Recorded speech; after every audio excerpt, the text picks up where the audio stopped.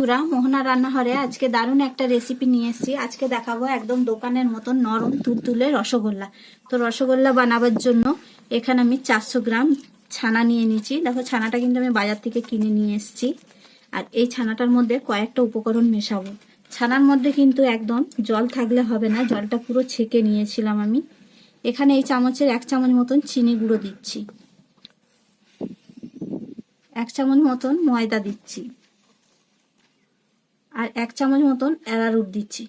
এবার খুব ভালো করে এই উপকরণগুলো মিশিয়ে ছানাটা কিন্তু খুব ভালো করে হাতের তালুতে করে ঠেসে নিতে হবে। আজকে যে রসগোল্লাটা বানাবো সেটা হচ্ছে 2 কালারের বানাবো। দেখো, ছানাটা খুব সুন্দর করে আমি হাতে করে তালুতে করে ঘষে নিয়েছি আর কতটা স্মুথ হয়েছে দেখো।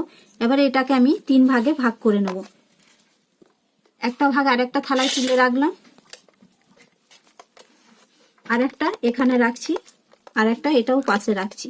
এবার একটার মধ্যে আমি 1 ফোঁটা পিঙ্ক কালারে ফুড কালার দেবো।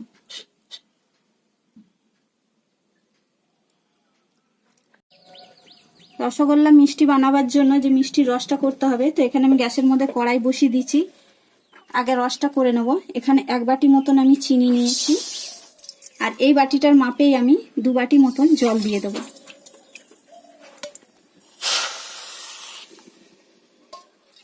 আমি এখানে হতে দিয়ে দিলাম। এবার যে আমি ওখানে ছানাটা মেখে রেখেছি, এবার চলে যাব রসগোল্লার গুচিগুলো পাকাবার জন্য।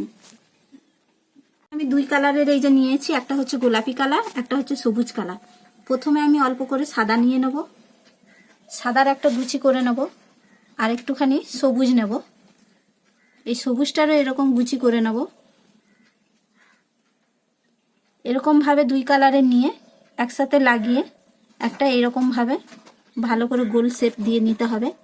তাহলে দেখো এরকম হবে, এরকম টাইপের হবে। এই পাকটা কিন্তু খুব ভালো করে হাতে করে দিতে হবে, না হলে কিন্তু ছেড়ে যাবার সম্ভাবনা থাকবে, যেহেতু 2 কালারের আছে।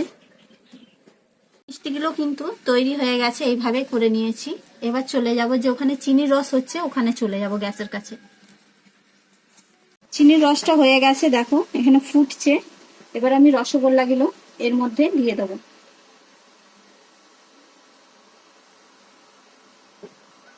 এখানে দেখছো মিষ্টিগুলো কিন্তু উপরে ভেসে উঠেছে, তার মানে এই নয় যে মিষ্টিগুলো কিন্তু ফুলবে। এরকম যদি উপরে ভেসে থাকে তাহলে কিন্তু রসগোল্লাগুলো একদম দোকানের মতন ফুলবে না।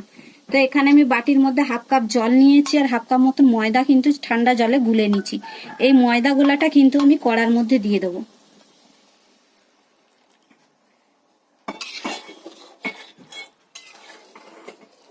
ময়দাটা যে দিয়েছি দেখবে একটা ফেনা মতন উঠবে। যখন ওই ফেনাটা উঠবে তখনই দেখবে রসগোল্লাগুলো কিন্তু তলায় বসে যাবে, আর তলায় বসে গেলে তবেই হবে কিন্তু দোকানের মতন পারফেক্ট রসগোল্লা।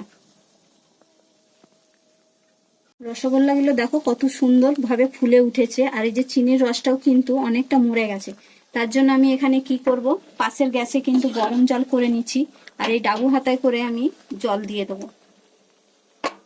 এখানে কিন্তু ঠান্ডা জল দিলে হবে না, ঠান্ডা জল কিন্তু একদম দেওয়া যাবে না, তাহলে কিন্তু মিষ্টিগুলো শক্ত হয়ে যাবে। আর একবার এই ডাবু হাতায় করে নেড়ে দেবো। এগুলো আমার হয়ে গেছে, দেখো কত সুন্দর নরম তুলতুলে হয়েছে। এবার আমি রস থেকে তুলে নিচ্ছি, দেখতে পাচ্ছ কত সুন্দর হয়েছে।